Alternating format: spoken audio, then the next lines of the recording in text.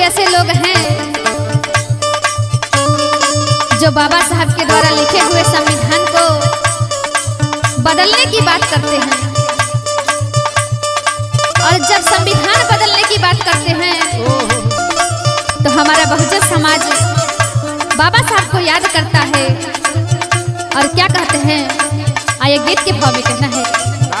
कि जाना मामा लैला बाबा, हर जाना मामा लैला बाबा, घरे बाहु जनमा हो जाना मामा लैला बाबा,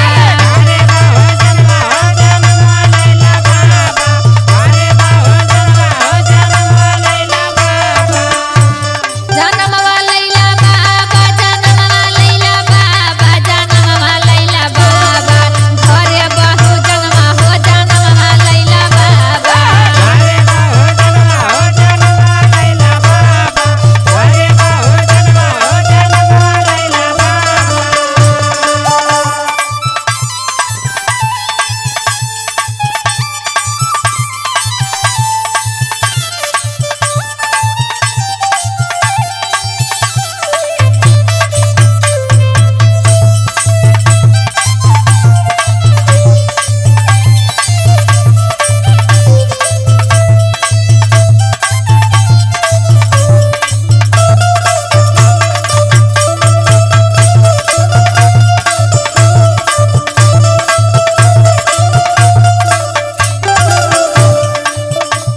कि खतरा में पड़ल बाटे सब कर आजादिया,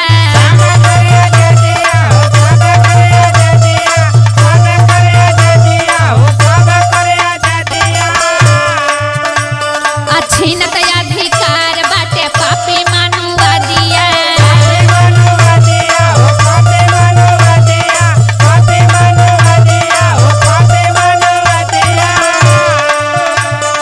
खतरा में पड़ल बाटे सब कर आजादिया, छीनत अधिकार बाटे पापी मानववादिया। और का चाहतन भैया ई लोग, और बदलल वो चाहे राउर लिखल संविधानमा, जाना मामा लैला बाबा, घरे बाहु जनमा हो जाना मामा लैला बाबा,